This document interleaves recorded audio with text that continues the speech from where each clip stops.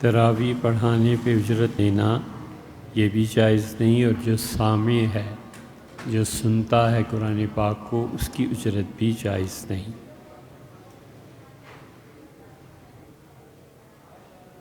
سامع اگر بغیر اجرت کے تیار نہیں ہوتا تو وجہ پوچھی جائے۔ اگر تو وہ وجہ یہ بیان کرتا ہے کہ اس کا وقت متقاضی ہے اس بات کا کہ وہ کوئی کام چھوڑ کے آئے گا، تو پھر اس میں گنجائش ہے۔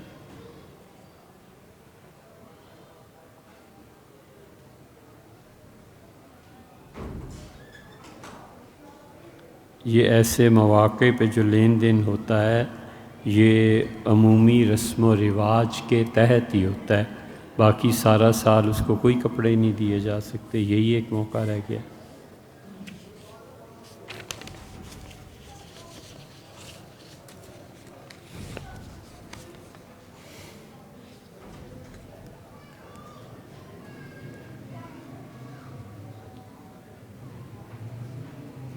چھوٹی چھوٹی نیکیاں بتا دیں جن کا کرنا آسان ہو۔ بہت اچھا سوال اور انداز آپ نے اپنایا ہے۔ صحابہ کرام رضی اللہ عنہم ایسے سوالات حضور صلی اللہ علیہ وسلم سے کرتے تھے۔ بہت چھوٹی سی نیکی ہے کہ آدمی اپنے نفس کی مخالفت میں زندگی گزارے۔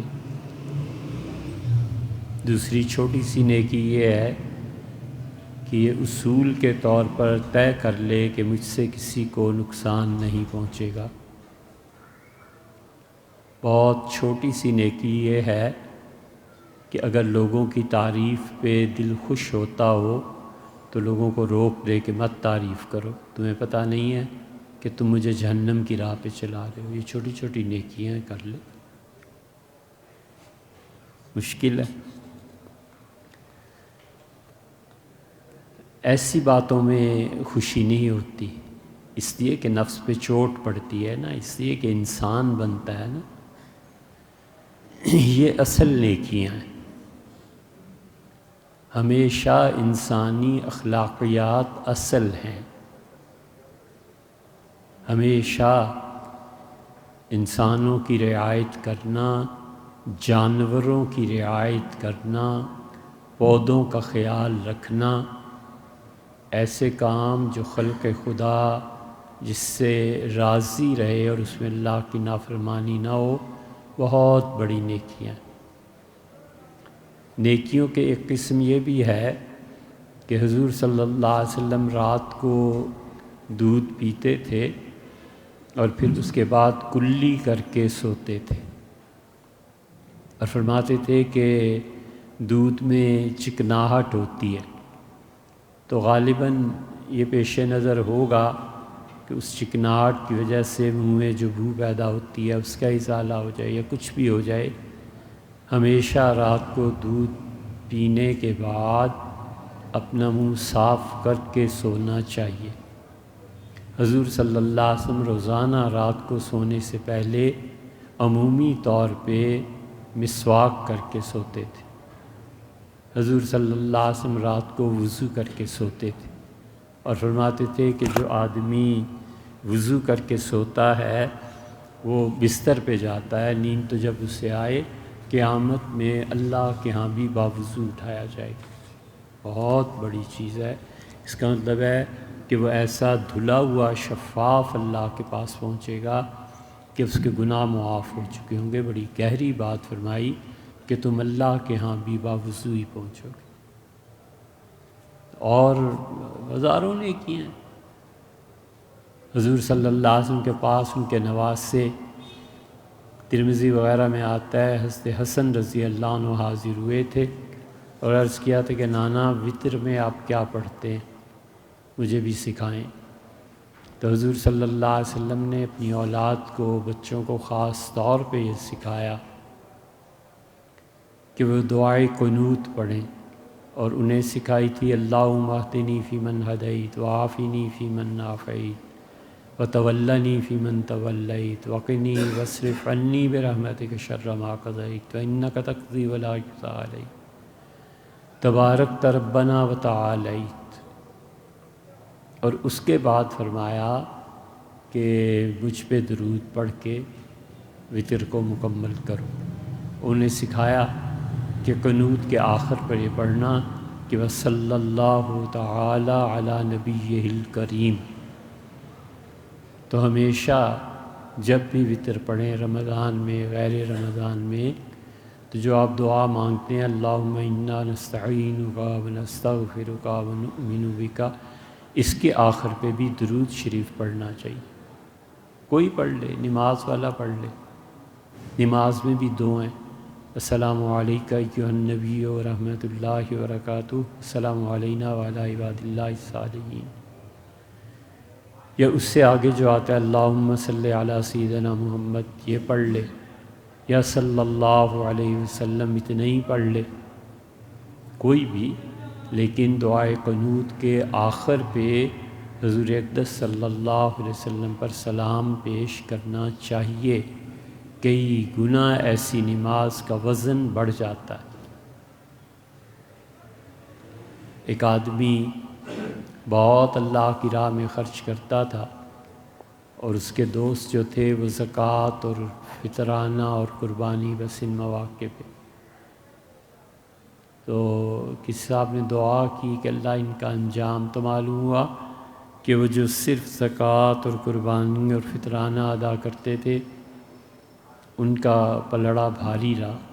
تو نے عرض کیا بار الہ میں تو ہمیشہ ہی خرچ کرتا رہا، تو فرمایا وہ خرچ کرتے تھے حضور صلی اللہ علیہ وسلم کے کہے کے مطابق، اور تم خرچ کرتے رہے جب تمہارا جی چاہا، تو اللہ نے ثواب سے تو محروم نہیں رکھا، لیکن چونکہ وہاں سنت کا اتباع آ گیا تھا اس لیے اس کا وزن بڑھ گیا۔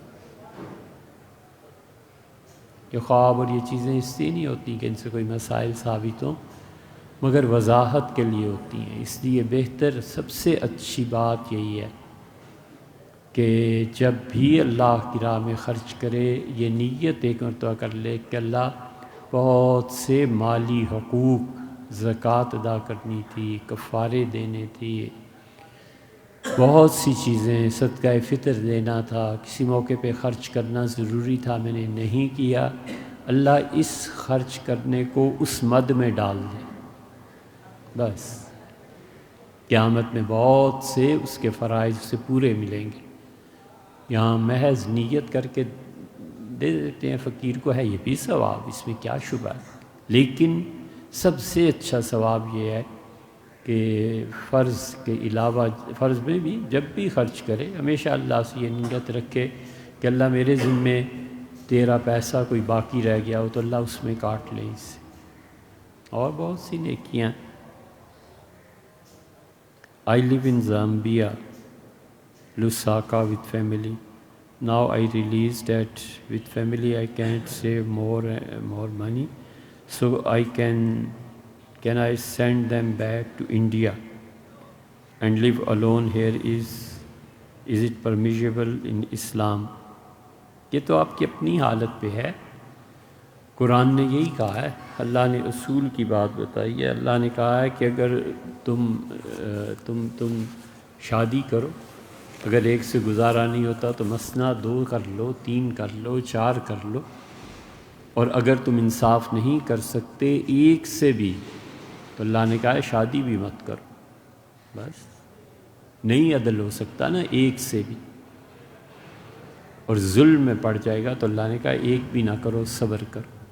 حضور اقدس صلی اللہ علیہ وسلم کا بھی یہی طرز عمل تھا، اور نبی کریم صلی اللہ علیہ وسلم لوگوں کو انصاف کی تلقین فرماتے تھے، تو اس لیے اس کے بغیر رہا جا سکتا ہے تو آپ کی مرضی، نہیں رہا جا سکتا یا ظلم ہوگا تو اس صورت میں تو ضرور، ظلم کی صورت میں تو ضرور بھیج دینا چاہیے، تاکہ اپنی زندگی خدا نخواستہ گناہ میں بھی پڑے تو کسی اور کی جان کے ساتھ تو نہ کھیلے۔ اسی لیے رسول اللہ صلی اللہ علیہ وسلم نے، بلکہ خود قرآن میں اللہ نے کہا کہ عاشروہن بالمعروف، اپنی بیویوں کو قاعدے اور طریقے کے مطابق رکھو، یعنی حسن سلوک کرو۔ اور عبداللہ ابن مسعود رضی اللہ عنہ کہتے تھے کہ مجھے اگر پتہ ہو کہ کل صبح میرا انتقال ہو جائے گا تو اس سے پہلی شب بھی جو ہے میں اکیلے سونا پسند نہیں کرتا، میں ڈرتا ہوں اپنے آپ سے۔ یہ بھی ایک محتاط رویہ ہے، یہ بھی ایک احتیاط ہے، ہر ایک کا اپنا اپنا حال ہے۔ ایک سوال یہ تحریر فرمایا ہے کہ اس فارن ایکسچینج ٹریڈنگ حلال اور حرام؟ فارن ایکسچینج کی جو ٹریڈنگ ہے بنیادی طور پہ یہ جائز ہے۔ ہمارے دور میں کرنسی نے مستقل ایک اہمیت اور ایک چیز اختیار کر لی ہے، اس لیے اب اس میں کوئی شبہ نہیں رہا کہ کوئی ڈالرز کو چینج کراتا ہے ریال میں، ریال کو روپے میں، اس طریقے سے وہ آدمی پیسہ کماتا ہے، بالکل ٹھیک ہے، کوئی حرج نہیں۔ ہاں اس میں جو سود کی قسمیں ہیں وہ اسے خود خیال میں رہنا چاہیے کہ میں نے اس سے کیسے بچنا ہے۔ Is it allowed in Islam to spend time with a person we want to marry in order to have better understanding and know his or her mentality before wedding؟ یہ بڑا خطرناک راستہ ہے بھیا، اس پہ نہیں جانا چاہیے۔ شادی سے پہلے ایک دوسرے کے ساتھ رہنا تاکہ 2 بچے بھی ہو جائیں اور پھر اس کے بعد فیصلہ ہو کہ چلو اب نکاح کر لیں گے، یہ تہذیب انہی کو مبارک ہو جن کے ہاں دین نہیں، اسلام نہیں، کوئی طریقہ نہیں ہے۔ اللہ نے کوئی طریقہ دیا ہے، اللہ نے جانوروں سے ممتاز کیا ہے، کوئی حیثیت دی ہے، اس کے مطابق رہنا چاہیے۔ اس میں اگر فون پہ گفتگو ہو اور وہ بھی دائرے کے اندر ہو تو اس میں کوئی حرج نہیں ہے ہمارے زمانے میں، کہ بہت سی چیزیں ایسی ہوتی ہیں جو شادی میں انتخاب کے وقت طے کرنا ہوتی ہیں۔ خاص طور پہ جو لڑکی کو زیورات دیے جاتے ہیں اس کا طے کرنا ضروری ہے، اس میں کوتاہی نہیں کرنی چاہیے۔ فون پہ طے کیا جا سکتا ہے کہ میرے والدین آپ کو حق مہر میں یہ دیں گے یا میں حق مہر میں آپ کو یہ دوں گا۔ سونے کا طے کرنا اس لیے ضروری ہے بھیا کہ لوگ عام طور پہ نکاح پڑھ بھی دیتے ہیں، نکاح ہو بھی جاتے ہیں، سونے کا کچھ پتہ ہی نہیں ہوتا، لیکن یہ فرض ہے کہ اس موقع پہ طے کیا جائے کہ آپ ہماری بیٹی کو یا ہم اپنی بیٹی کو جو سونا دے رہے ہیں یہ سونا اس کی ملکیت ہے یا عارضی طور پر پہننے کے لیے دیا جا رہا ہے، سمجھے؟ اگر یہ طے ہو کہ یہ سونا ہم اپنی بہو یا بیٹی کو دے رہے ہیں اور جب چاہیں گے واپس لے لیں گے، تو اس کا مطلب ہے کہ زکوٰۃ اس بچی پہ نہیں ہے، زکوٰۃ ان پہ ہے جنہوں نے اسے مانگے سے یا بن مانگے بھی استعمال کرنے کی اجازت دی ہے۔ آیا خیال میں؟ اور اگر طے ہو جائے کہ یہ سونا بیٹی کو ہمیشہ کے لیے دے رہے ہیں، سسرال والے کہتے ہیں بہو کو ہمیشہ کے لیے حق مہر میں دے رہے ہیں، اس کی مالکہ ہیں، تو اب زکوٰۃ نہ شوہر کے ذمے ہے، نہ سسرال کے، نہ میکے کے، لڑکی کے اپنے ذمے ہیں، خریدے بیچے، زکوٰۃ ادا کرے نہ کرے اس کا اپنا سارا معاملہ ہے۔ تو اس قسم کی چیزیں طے کر لینی چاہیے کیونکہ یہ بعد میں جھگڑے کا سبب بنتی ہیں۔ اسی طرح یہ طے کرنا چاہیے ہمارے دور میں کہ شادی بالکل سادگی سے ہوگی۔ یہ فقہا جو تھے نا یہ ایسے ہی ولیعذ باللہ کوئی ناتجربہ کار نہیں تھے۔ شامی میں لکھا ہے کہ ولیمے میں عورتوں کو جانے سے منع کیا جائے۔ اب تو شریعت کی کوئی بات رہی نہیں نا شادیوں میں، جنازوں میں۔ وہ کہتے ہیں اس لیے کہ ولیمہ ہوتا ہے دلہا کی خوشی کا دن، تو وہاں پر جب عورتیں آئیں گی تو بہت سی ایسی چیزیں سامنے آئیں گی جو ٹھیک نہیں ہیں۔ وہ دلہا اپنی بیوی کا کوئی عیب بیان کر دے، نہ کرے، بے پردگی ہو، یہ بھی اب تو خیر پڑتا ہے، پچھلے 200-300 سال سے رہا نہیں، اور بہت سی چیزیں ہیں۔ فقہا اسی لیے منع کرتے تھے کہ اس خوشی کو بھی اپنے خاندان تک محدود رکھنا چاہیے، اور عورتوں کا جانا تو کہتے تھے یہ گناہ کی بات ہے، اور اگر شوہر اس پہ راضی ہے کہ بیوی بھی سامنے جائے تو کہتے ہیں دونوں گناہ گار ہوں گے، توبہ کرنی چاہیے۔ وجہ اس کی یہی ہے کہ معاشرے میں خرابیاں اسی سے بڑھتی ہیں۔ چھوٹی چھوٹی چیزیں بظاہر نظر آتی ہیں لیکن جن بچیوں کا نکاح نہیں ہوا ہوتا نا ان پہ جو گزرتی ہے ان کے دل سے پوچھو۔ جو بچیاں گھر بیٹھی رہتی ہیں بیچاری، اس لیے کہ کوئی پیسہ دے دے، شادی کرا دے اور میرے بھی بچے ہوں، میں بھی ماں بنوں، اس کے دل سے پوچھو کہ قیامت میں کیا جواب دینا ہے اللہ کو کہ اللہ میں تو عمرہ کرنے چلا گیا تھا، ارے یار تمہارے پڑوسی تھے، تمہارا محلہ تھا، تمہارے ماموں چچا کون کون ان کی بیٹیاں تھیں، ان کی شادی کی فکر نہیں کی؟ اللہ کچھ نہیں پوچھے گا، بس مرے اور سیدھے آگے فرشتے جنت میں لے جائیں گے کہ قیامت میں بھگتنا پڑ جائے گا۔ نہ ہو درد کی چوٹ جس کے جگر پر، خدا رحم کرتا نہیں اس بشر پر، نہ ہو درد کی چوٹ جس کے جگر۔ ہمیشہ ہمیشہ غربت کا خیال کرنا چاہیے، ہمیشہ اپنے محلے، اپنی سب سے پہلے اپنے خاندان کو دیکھنا چاہیے کہ کون سا بچہ کہاں مجبور ہے، کون سی بیٹی کہاں مجبور ہے، جتنا کچھ ہو سکے۔ اسی لیے زکوٰۃ کو سب سے زیادہ ڈیزرو اپنے لوگ کرتے ہیں، سب سے پہلے ددھیال۔ ایک وقت ہم نے ساری تفصیل بیان کی تھی کہ ددھیال والے جو ہیں آگے کی نسل، وہ سب سے زیادہ ڈیزرو کرتی ہے، پھر ننھیال ڈیزرو کرتے ہیں زکوٰۃ کو، اور بہت سی چیزیں۔ یہ جتنی مہنگائی اور یہ چیزیں ہو رہی ہیں، اس کا بہت بڑا اثر ان اداروں پر پڑ رہا ہے جو ادارے فی سبیل اللہ کام کرتے ہیں۔ کبھی شام کو فرصت ملے تو سپر مارکیٹ جنا سپر میں جائیں، روزانہ دسترخوان بچھے ہوئے ہوتے ہیں اور لوگ کھانا کھلا رہے ہوتے ہیں۔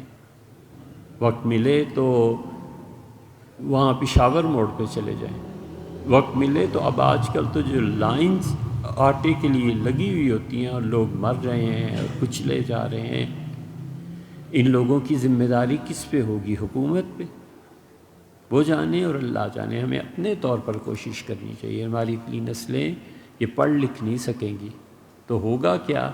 نتیجہ یہ اس کا نکلے گا کہ مرد کا خون اور عورت کی عزت کرنسی بن جائے گی، اس کے علاوہ کچھ نہیں ہونے۔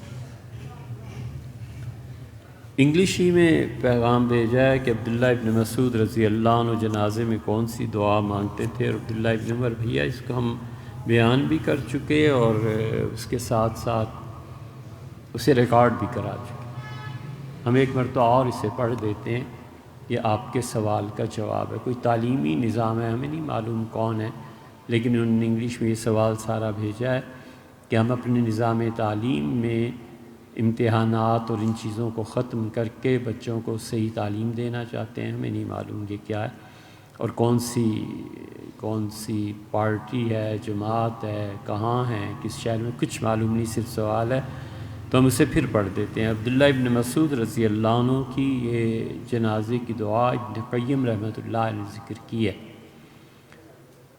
اللہم عبدک، اللہ یہ جو میت ہے یہ تیرا بندہ ہے، وابن عبدک، اور اللہ آپ کے بندے کا بیٹا ہے، انت خلقتہ، اللہ آپ نے اسے پیدا فرمایا ہے، وانت ہدیتہ للاسلام، اور اللہ آپ ہی نے اسے اسلام کی توفیق بخشی ہے، وانت قبضت روحہ، اللہ آپ ہی نے اس پر موت کی کیفیت طاری کی ہے، اس کی روح کو واپس لے لیا ہے، وانت عالم بسریرتہ وعلانیتہ، اور اللہ آپ ہی سب سے زیادہ جانتے ہیں کہ اس کی تنہائیاں کیا تھیں اور لوگوں کے سامنے کی زندگی کیا تھی۔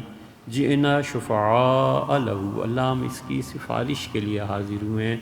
اللہم انا نستجیر بحبل جوارک لہ، اللہ ہم آپ سے درخواست کرتے ہیں کہ پروردگار اپنی ایسی پناہ میں لے لے جیسے ایک ہمسایہ دوسرے ہمسائی کی مدد کرتا ہے۔ فَإِنَّكَ ذُو وَفَاءٍ وَذُو رَحْمَةٍ، اللہ تو اپنے وعدوں کو بڑا پورا کرنے والا ہے، اللہ تیری رحمت بہت زیادہ ہے۔ اعِذْ مِن فِتْنَةِ الْقَبْرِ، اللہ اس میت کو قبر کی پوچھ، قبر کے امتحان سے بچا لے، وعذاب جہنم، اللہ جہنم کے عذاب سے بھی بچا۔ اللہم ان کان محسنا فزد فی احسانہ، اللہ اگر یہ نیک تھا تو اس کی نیکیوں کو بہت قبول فرما، زیادہ کر دے۔ وَإِن كَانَ مُسِيئًا، اور اللہ اگر یہ شخص گناہ گار تھا فَتَجَاوَزْ عَنْ سَیِّئَاتِهِ، اللہ درگزر کر دے، چھوڑ دے اللہ اسے۔ اللہم نور لہ فی قبرہ، اللہ اس کے قبر کو نور سے بھر دے، والحقہ بنبیہ صلی اللہ تعالی علیہ وآلہ علیہ وسلم، اور اللہ اسے حضور صلی اللہ علیہ وسلم کے سامنے پیش کر دے۔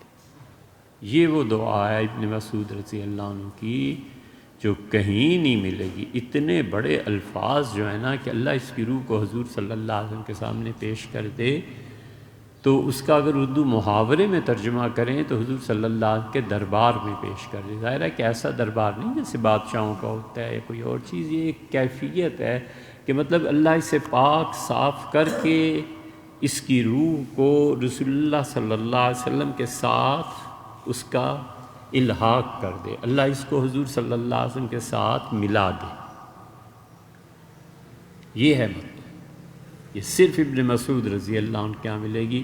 اور عبداللہ ابن عمر رضی اللہ عنہما وہ دعا مانگتے تھے، اللہم بارک فی، اللہ یہ جو میت آ گئی ہے تو اسے اپنی برکتوں سے نواز، وصلی علیہ، اور اللہ اپنی بے شمار رحمتیں اس پہ نازل فرما، واغفر لہ، اللہ اس کو معاف کر دے، درگزر فرما دے، اللہ چھوڑ دے اسے، وَأَوْرِدْهُ حَوْضَ رَسُولِكَ صلی اللہ علیہ وسلم، اور اللہ اسے حضور صلی اللہ علیہ وسلم کے حوض کوثر پر لے جا۔ بہت بڑی دعا ہے، نہ یاد رہیں، نہ عربی یاد ہو، کوئی پرواہ نہیں، آتے جاتے مانگ لو، جنازے کے بعد قبر پہ جو دعا ہوتی ہے اس میں مانگ لو۔ لوگ تدفین میں ہوتے ہیں، ہاتھ اٹھاؤ نہ اٹھاؤ، مردے کے لیے یہ دعا مانگو کہ اللہ اسے حضور صلی اللہ علیہ وسلم سے ملا دے، اللہ اس کو حوض کوثر سے سیراب فرما۔ اللہم عبدک وابن عبدک انت خلقتہ وانت ہدیتہ للاسلام وانت قبضت روحہ وانت عالم بسریرتہ وعلانیتہ، جئنا شفعاء لہ، اللہم انا نستجیرک بحبل جوارک لہ فإنک ذو وفاء وذو رحمہ، اعیذہ من فتنة القبر وعذاب جہنم، اللہم ان کان محسنا فزد فی احسانہ وَإِنْ كَانَ مُسِيئًا فَتَجَاوَزْ عَنْ سَيِّئَاتِهِ، اللہم نوّر لہ فی قبرہ وَأَلْحِقْهُ بِنَبِیِّہ صلی اللہ علیہ وسلم۔ اور ابن عمر رضی اللہ عنہ دعا مانگتے تھے، اللہم بارک فی وصلی علیہ واغفر لہ وَأَوْرِدْهُ حوض رسولک صلی اللہ علیہ وسلم۔ یاد کرنی چاہیے، یہ انٹرنیٹ پہ بھی ہوگی، ہمیں نہیں معلوم کیا طریقہ ہوگا، لیکن اس کو کہیں سے منگا لیں، کسی کو کہیں وہ انٹرنیٹ پہ ڈال دیں گے اسے، آپ اسے یاد کیجئے۔ آپ یاد رکھو، اللہ اپنے بندوں پر جو خدا کے اچھے بندے ہوتے ہیں، جو نیکی کرتے ہیں، اللہ کسی کا احسان اپنے ذمے رکھتا نہیں۔ تم پڑھ دو تمہارے لیے بھی کوئی پڑھ دے، تم سفارش کر دو تمہارے لیے بھی سفارش ہو جائے۔ ہم لکھنؤ گئے تو ایک جگہ تاریخی ڈھونڈ رہے تھے کہ وہ ایک دکان تھی، وہ کہاں گئی، تاریخ میں آتا ہے، خیر وہ گلی مل گئی۔ دیکھا تو ایک لڑکا کام کر رہا تھا، اپنی چیزیں بیچ رہا تھا، چھوٹی سی دکان تھی۔ تو لباس سے وہ سمجھ گیا کہ پاکستان سے ہیں، تو بہت محبت سے ملا، اور ہم نے کہا کہ وہ جو ایک بزرگ تھے یہاں ہوتے تھے، کتابت کا کام کرتے تھے، وہ کہاں گئے؟ تو انہوں نے کہا کہ وہ ہمارے دادا تھے۔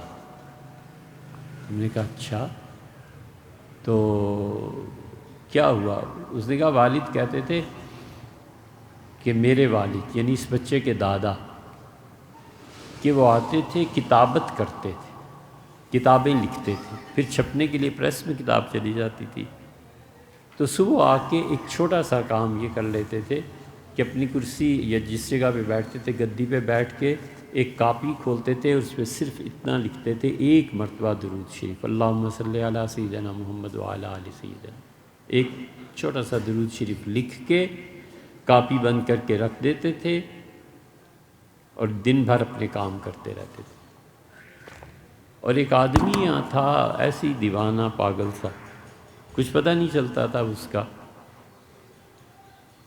تو جب ان کے انتقال کا وقت قریب آیا، بڑی گھبراہٹ تھی، تو مرد بیٹھے ہوئے تھے بہت سے، اور یہ کہہ رہے تھے کہ میں بس جا رہا ہوں، اب میری موت آ رہی۔ تو کسی نے پوچھا اتنی گھبراہٹ کیوں ہے؟ کہنے لگے کہ اللہ کے حضور پیش ہونا ہے، اور بادشاہ ہے، شہنشاہ ہے، پتہ نہیں کیا بنے گا میرا۔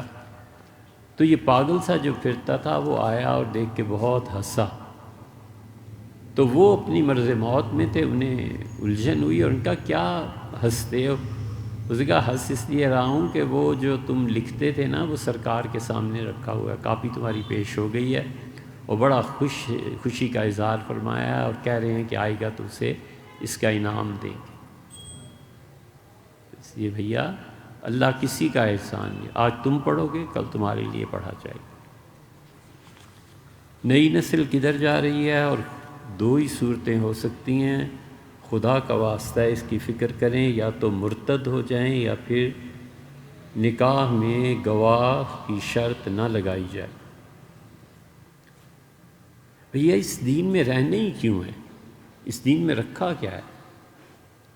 اگر ایک لڑکی کے لیے دین کو چھوڑا جا سکتا ہے تو پہلے ہی چھوڑ دو، حرج کیا ہے؟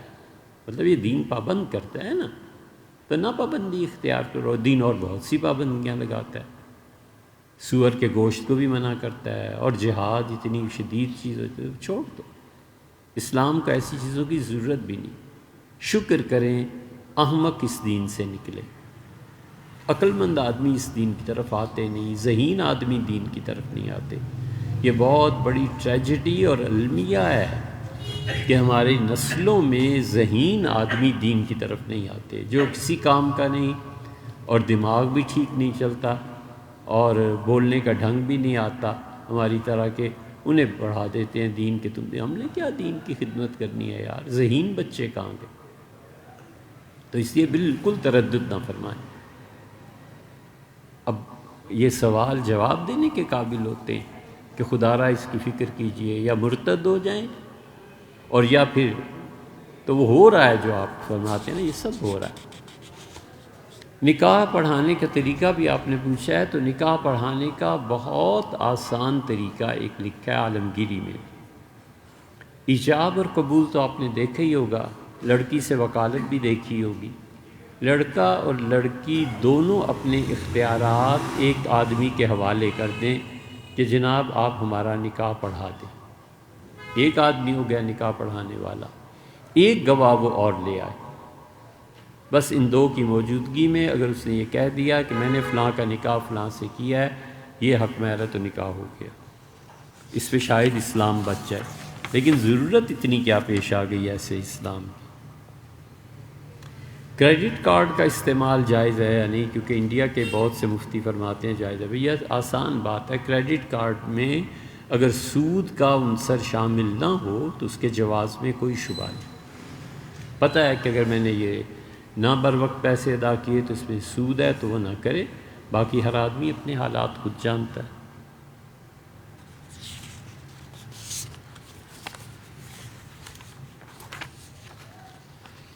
سیدنا علی رضی اللہ عنہ کی پہلی بیوی حضرت فاطمہ بنت محمد رضی اللہ عنہ تھیں، یا اس سے پہلے بھی کوئی بیوی موجود تھی؟ نہیں، حضور اقدس صلی اللہ علیہ وسلم نے انہی سے نکاح کیا تھا، سیدنا علی رضی اللہ عنہ کا، اور علی رضی اللہ عنہ کے ہاں پہلے کوئی اہلیہ موجود نہیں تھیں، حتیٰ کہ جب تک یہ زندہ رہی ہیں اور اللہ تعالیٰ نے حیات طیبہ انہیں عنایت فرمائی ہے، اس وقت تک سیدنا علی رضی اللہ عنہ کی شادی نہیں ہوئی تھی۔ اور ایک مرتبہ جو ارادہ ہوا تھا اس پہ بھی رسول اللہ صلی اللہ علیہ وسلم نے بہت زیادہ منع فرمایا۔ قصہ یہ ہوا تھا کہ سیدنا علی رضی اللہ عنہ فتح مکہ کے موقع پہ، یا پھر حدیبیہ، یعنی فتح مکہ تھا، فتح مکہ پہ شاید، یا بہرحال حاضری ہوئی تھی بیت اللہ میں، اور سیدنا علی رضی اللہ عنہ کے بھائی اور دوست جو زندہ تھے، سیدنا علی رضی اللہ عنہ کی عمر اس وقت کیا 26-28 برس رہی ہوگی، تو انہوں نے کہا سارے عرب اتنی شادیاں کرتے ہیں، تم ہی ہو جس کی شادی نہیں ہوئی، ایک ہی شادی حضور اقدس صلی اللہ علیہ وسلم کی صاحبزادی سے، تو ہم تمہارا رشتہ کرا کے چھوڑیں گے اور تمہاری شادی بھی کرائیں گے اتنے دنوں میں جتنے دن تک مکہ میں رہنا ہے۔ اور ہوا یہ کہ انہوں نے رشتہ ڈھونڈ لیا، اور رشتہ ڈھونڈا ابو جہل کی بیٹی کا۔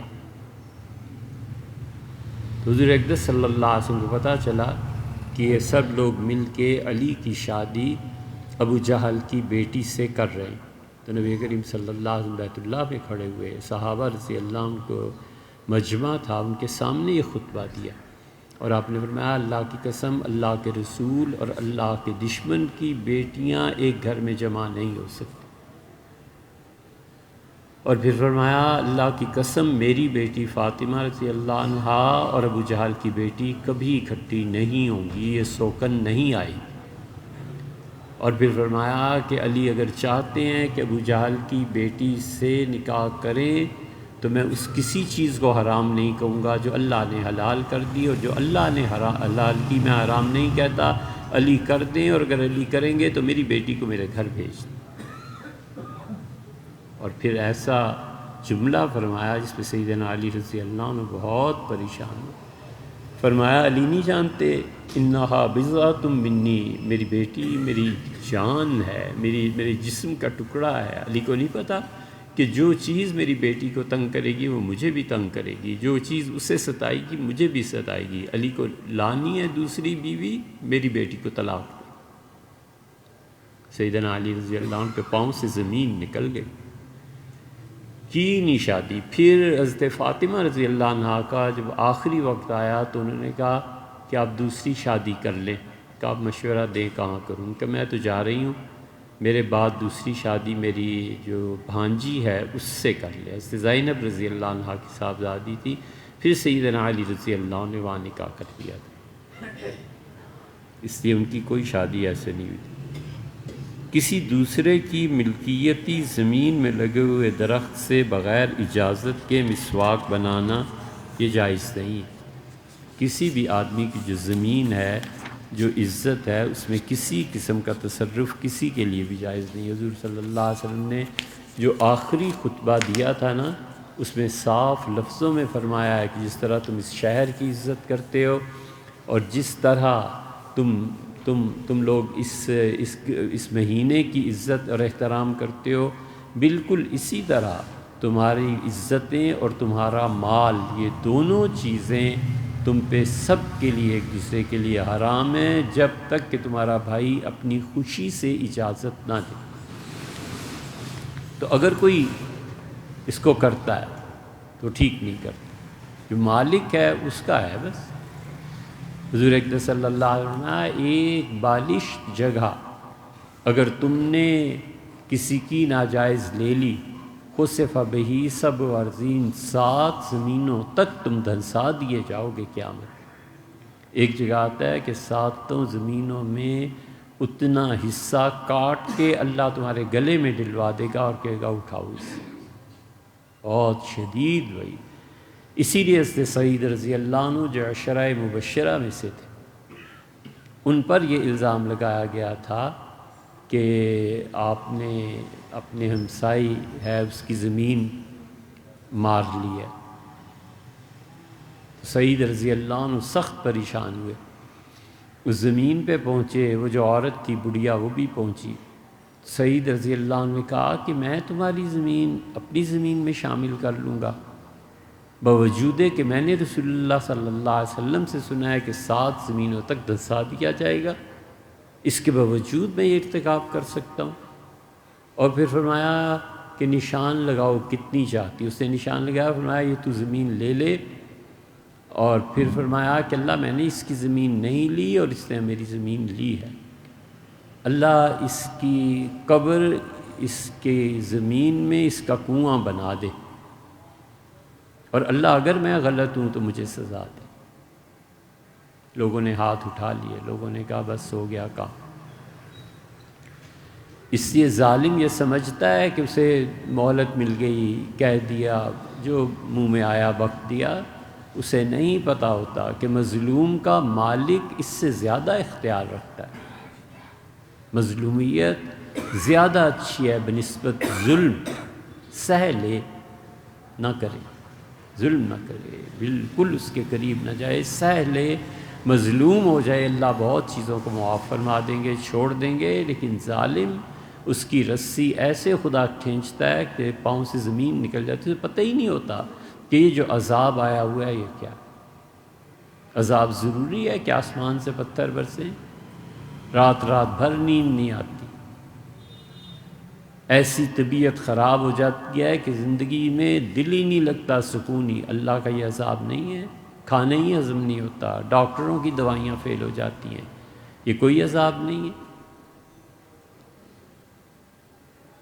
گالیاں پڑتی ہیں، جوتے پڑتے ہیں، یہ عذاب نہیں ہے؟ سب سے بڑا عذاب اور ذلت ایمان پہ موت نہ آئے، یہ عذاب نہیں ہے؟ یہ کس نے سرٹیفکیٹ دے دیا؟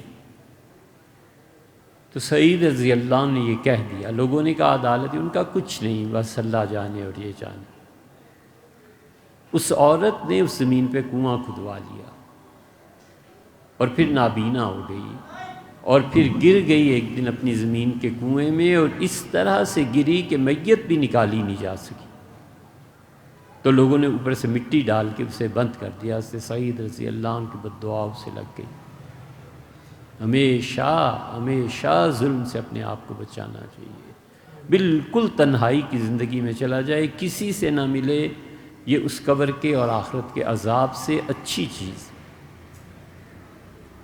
حضرت سعد رضی اللہ عنہ کے پاس ایک آدمی آیا تھا، تو اس سے کہا سعد فیصلہ کریں علی کا اور طلحہ اور زبیر کا، کون اچھا تھا کون برا تھا؟ انہوں نے کہا نہ مسئلے میں پڑھو اور علی رضی اللہ عنہ کو برا نہ کہو۔ اس سے کہا میں تو کہوں گا۔ انہوں نے کہا طلحہ، علی اور زبیر، ان تینوں کے مسئلے میں نہ پڑھنا، چھوڑ دو۔ اس نے اصرار کیا سعد رضی اللہ عنہ سے کہ وہ فتویٰ دیں۔ تو انہیں غصہ آیا بہت کہ اتنے بڑے بڑے اکابر صحابہ کرام رضی اللہ عنہم کے مسئلے کو چھیڑ رہا ہے، میں بار بار منع کر رہا ہوں کہ نہ تنگ کرو۔ سعد رضی اللہ عنہ اٹھے اور انہوں نے وضو کیا اور 2 رکعتیں پڑھی، اور انہوں نے دعا کے لیے ہاتھ اٹھائے اور انہوں نے کہا کہ اللہ، یہ آدمی باز نہیں آتا اور فتنہ پھیلاتا ہے، تو اللہ اس کو ذلت کی موت دے، وَاجْعَلْهُ آیَةً لِلنَّاسِ، اور اللہ لوگوں کے لیے نشانی بنا دے، لوگ اس کے انجام دیکھیں اور توبہ کریں۔ اس نے جب یہ بد دعا سنی تو غصے سے چلا گیا اٹھ کے۔ کچھ دیر کے بعد سعد رضی اللہ عنہ کے پاس خبر آئی اور وہ پھر اٹھے اور انہوں نے 2 رکعتیں پڑھی، اور انہوں نے کہا اللہ کا شکر ہے، خدا نے میری دعا کو قبول فرمایا۔ اس لیے مظلوم کے دل سے نکلتی ہے نا تو وہ رنگ لاتی ہے بہت زیادہ، پتہ ہی نہیں ہوتا۔ بیٹے اجڑ گئے، نسلیں اجڑ گئیں، خاندان میں کون کون پیدا ہونے لگے، یہ سب خدا کے عذاب اور گرفتگی، اور بدترین چیز دوسری دعا ہی قبول نہیں ہوتی۔ مانگتے رہو بیٹھے ہوئے، جو ظلم کیا تھا نا تم نے، اب چکھو اس کا مزہ، دعا ہی قبول نہیں ہوتی۔ اور ہوا یہ کہ لوگوں نے کہا سعد وہ جو غصے میں چلا گیا تھا، ہم بازار میں گئے تو ہم نے دیکھا ایک اونٹ ہے اور اونٹ شدید غصے میں ہے، اور لوگ بھاگ کھڑے ہوئے کہ پتہ نہیں یہ اونٹ کس کو پکڑ لے، کیا کرنا چاہتا ہے۔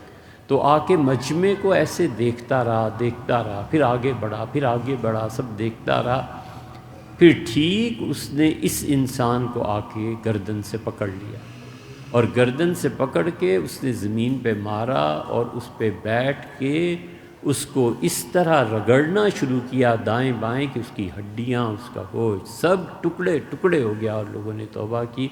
لوگوں نے کہا کہ اصابت و دعوت سعد، سعد رضی اللہ عنہ کی بد دعا لے ڈوبی۔